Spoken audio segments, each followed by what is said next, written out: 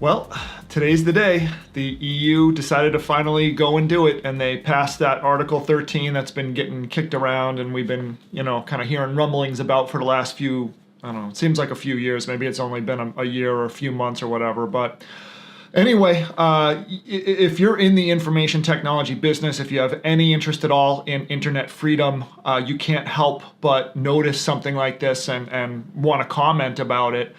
So that's why I'm making a video today. This actually wasn't planned for me. I'm just kind of winging it here, so please indulge me if you don't mind. What does this mean? What does this all mean for everybody is the big question mark. And I think that right now nobody really knows. I don't know how this is going to be enforced. Is it going to be DNS blocks? Is it going to be a link tax? If, for example, if you decide to post a link to a news source, are you going to have to pay a tax to to post that link, which obviously would stop people from posting links to anything that is copyrighted or whatever. Is it going to mean upload filters? So sites are going to now, European-based sites or any, big provider like a Facebook or a YouTube or Google or whoever that have servers in the EU, are they going to now have to implement upload filters to stop people from uploading content that is contains potentially copywritten material? So then that prevents it from ever making it to the website, therefore no fines, no tax, etc. What does that mean in the end? It's obviously censorship. It's soft censorship, if you will, but is it going to mean DNS blocks? I literally just made a video, that was last week's video, was about how to get around DNS blocks, so I'll post a link to it. Is it going to mean deep packet inspection, which is a little bit harder to get around? And then typically your, not get too technical, but deep packet inspection is a way for ISPs or anybody else to sort of inspect the information that's traveling back and forth to see what it contains. And it's another way that they can sort of see what you're doing, let's just say.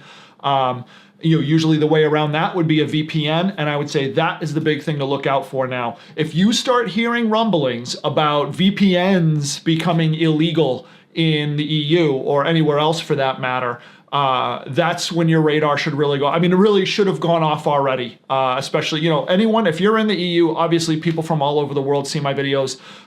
If you're in the EU and you want to comment on this, if you think I'm off base or you want to set me straight on something, from the information I can gather, I don't really see that anyone really truly knows what's coming or how it's going to be implemented or how effective it's going to be. Some people think that there's no way to enforce this and it's just going to be ignored.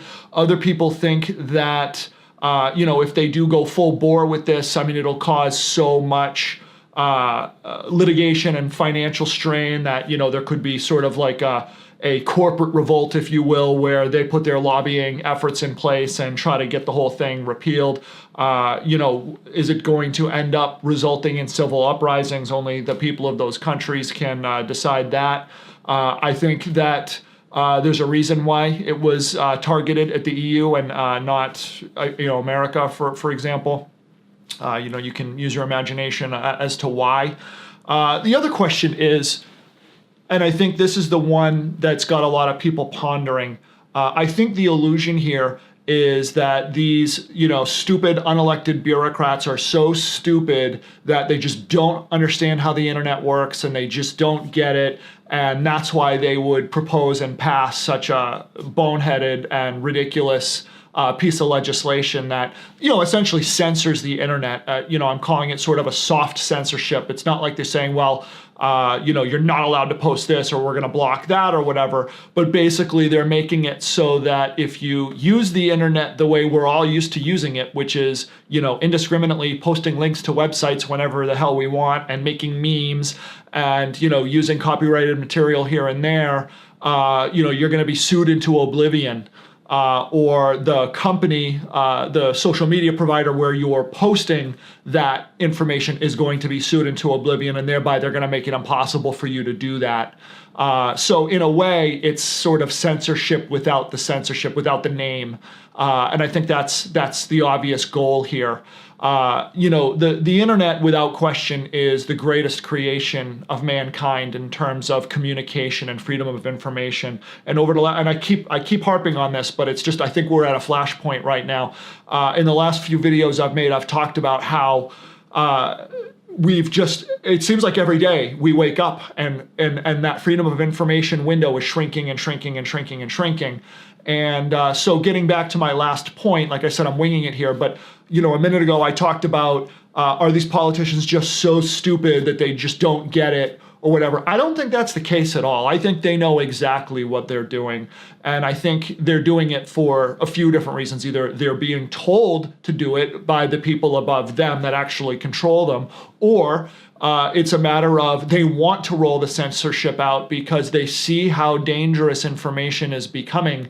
And they are sort of, like I said, rolling out this test bed of soft censorship to see how it plays. And if there's no major problems, watch for it to then move over the pond to us, where here in America, where they maybe pass something similar and sort of really start to clamp down on that information and that freedom that we've all enjoyed for the last, let's say, 25 years or so on the internet. If you think this sounds conspiratorial, I really don't think it is. I mean, debate me, you know what I mean? Prove me wrong, change my mind, jump in the comment section and tell me how crazy I am and how this is just, like this is somehow necessary, like the internet was broken and this is the big fix for it. This is one of those situations where they create a problem and then they come in to solve the problem that they created. Meanwhile, no one was complaining about the internet. We all liked it the way it was. I liked it the way it was 20 years ago. I hate what it's becoming now. And when I started this channel, the whole thing was that I was going to do like tech fixes. I'm out there every day working on people's machines and working on business networks, and I do want to get back to that.